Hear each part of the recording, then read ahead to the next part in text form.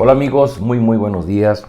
No solo a los judíos, también a nosotros nos puede pasar que en algún punto del camino perdamos el enfoque y dejemos de hacer las cosas como Dios espera, como Dios nos ha ordenado que lo hagamos. El día de ayer empezamos la lectura de Nehemías capítulo 13. Dice por título Reforma final de Nehemías. Nehemías había ido ante el rey Artajerjes, el rey de Babilonia, a rendir cuentas como gobernador en Jerusalén. Y ahora Nehemías había vuelto a Jerusalén. Y ayer leímos cómo, al leer la ley de Dios, había empezado a darse cuenta de algunas cosas que no estaban bien. Hoy seguimos leyendo de esto, de algunas cosas que no están bien. Versículo 10 dice: también me enteré de que a los levitas no les habían entregado sus porciones y de que a los levitas y cantores encargados del servicio habían regresado a sus campos. Así que reprendí a los jefes y les dije: ¿por qué está tan descuidado el templo de Dios? Luego los reuní y los restablecí en sus puestos.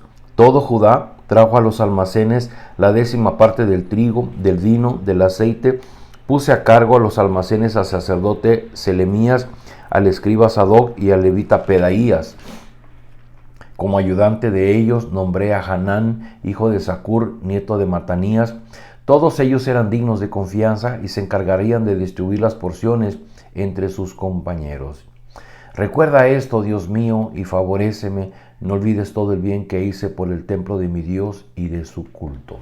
Bueno, seguimos leyendo ahorita, pero déjeme hacer mención de esto, porque cuando leímos en el capítulo 10, Nehemías había llevado al pueblo ante Dios y habían firmado un pacto, habían firmado nuevamente la ley de Moisés, en la que se comprometían, entre otras cosas, dar los diezmos y las ofrendas, que eran el sustento de los levitas.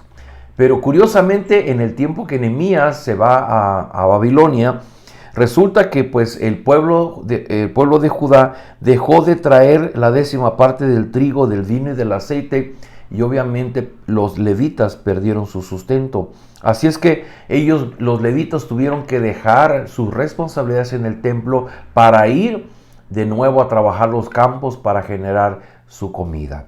Y obviamente llegó Nehemías a poner orden, porque esto es algo que ellos habían firmado como pacto, como refrendo de la ley mosaica ante la vida del pueblo. Leemos versículo 15, dice: durante aquellos días vi en Judá que en sábado algunos exprimían uvas y otros acarreaban a lomo de mula, manojos de trigo, vino, uvas, higos de toda clase de cargas que llevaban a Jerusalén. Lo reprendí entonces por vender sus víveres en ese día. También los tirios que vivían en Jerusalén traían a la ciudad pescado y otras mercancías y las vendían a los judíos en sábado. Así que censuré la actitud de los nobles de Judá y les dije: ustedes están pecando en profanar el día sábado. Lo mismo hicieron sus antepasados, y por eso nuestro Dios envió toda esa desgracia sobre nosotros y sobre esa ciudad. ¿Acaso quieren que aumente la ira de Dios sobre Israel por profanar el sábado? Entonces ordené que cerraran las puertas de Jerusalén al caer la tarde, antes de que comenzara el sábado, y que no las abriera hasta después de ese día. Asimismo puse a algunos de mis servidores en las puertas para que no dejaran entrar ninguna carga en sábado. 1 o 2 veces los comerciantes y los vendedores de toda clase de mercancías pasaron la noche fuera de Jerusalén. Así que les advertí: no se queden junto a la muralla, si vuelven a hacerlo los apresaré. Desde entonces no volvieron a aparecerse más en sábado. Luego ordené a los levitas que se purificaran y fueran a hacer guardia en las puertas para que el sábado fuera respetado. Recuerda esto, Dios mío, y conforme a tu gran amor, ten compasión de mí. Es hermoso ver en medio de la narrativa que se hace de lo que estaba sucediendo en Jerusalén, de cómo el pueblo estaba rompiendo, quebrantando nuevamente la ley de Dios, cómo Nehemías hace esas oraciones: recuerda esto, Dios mío, y favoréceme. Recuerda esto, Dios mío, y conforme a tu gran amor, ten compasión de mí. Nehemías sabe, es un hombre espiritual, es un hombre que ama a Dios y siente pesar por la desobediencia de su pueblo. No tenía mucho, apenas unos años atrás habían releído la ley de Dios, habían llorado ante Dios, habían firmado nuevamente su compromiso de obedecer la ley de Dios, y un tiempo después ya estaban quebrantando. Primero era que habían descuidado a los levitas, y ahora que estaban trabajando de manera normal en día sábado, que era el día de reposo conforme a la ley de nuestro Dios.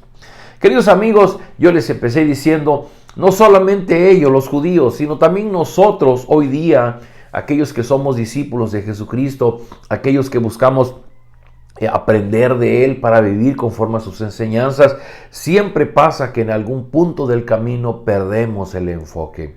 Ya sea por una tormenta que se aparece en nuestra vida, como una crisis en el hogar, como una crisis de trabajo, una crisis económica, como un fenómeno climatológico, por la razón que sea, siempre hay algo en el camino que nos hace desviarnos, que nos hace perder el enfoque mirando hacia la ley de Dios.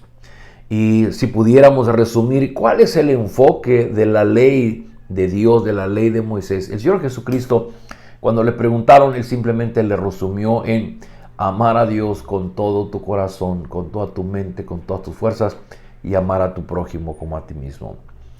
Y sucede que en algún punto del camino dejamos de amar a Dios para empezar o para continuar, como lo hicimos en el pasado, para continuar amándonos a nosotros mismos. En ese corazón egoísta no estamos pensando en la misericordia de Dios que ha sido depositada en nosotros y que ahora nosotros vivimos agradecidos, alabando la bondad, la justicia, la fidelidad de Dios. Y de pronto empezamos a mirarnos solamente a nosotros y perdemos el enfoque. Dejamos de mirar hacia lo que Dios es, hacia lo que Dios ha hecho en nuestra vida, y solamente nos vemos a nosotros. Y entonces caemos en momentos de queja, de llanto, cuando las cosas no son conforme nosotros queremos, o perdemos el enfoque cuando hay algo que llama nuestra atención, como cuando a un niño le ofrecemos un dulce y el niño mira, abre sus ojos porque quiere ese dulce y corre para obtener ese dulce. E inclusive puede dejar los brazos de su padre y de su madre para ir a correr tras ese dulce que le están ofreciendo. Le pasó a los judíos, nos pasa a nosotros. En algún momento del camino perdemos nuestro enfoque, nuestra mirada en aquello que Dios demanda de nosotros.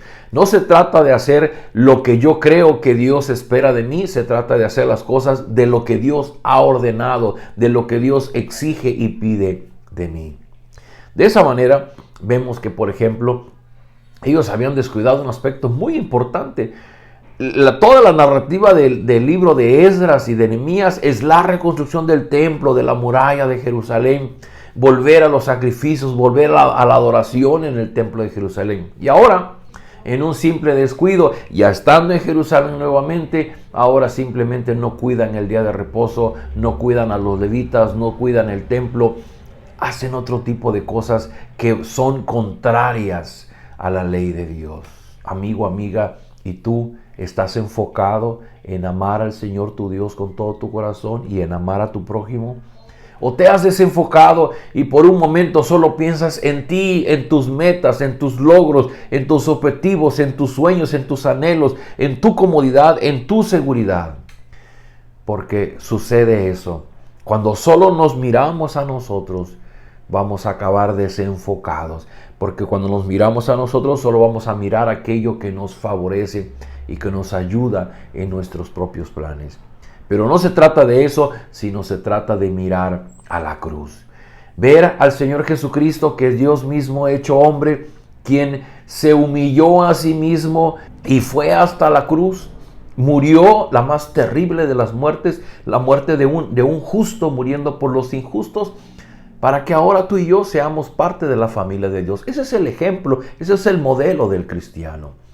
Y somos llamados a no perder de vista la cruz, lo que Cristo ha hecho por nosotros, porque ese es el motor, esa es nuestra más grande motivación, que así como Cristo renunció a sí mismo, a su gloria y majestad ante el Padre, para hacerse hombre y cumplir una tarea que glorificaba al Padre. Tú y yo somos llamados para renunciar a nuestros más grandes deseos por cumplir la tarea de obedecer al Padre, amarle con todo nuestro corazón y amar a nuestro prójimo. Ese es el enfoque que nos muestra Cristo en el Evangelio.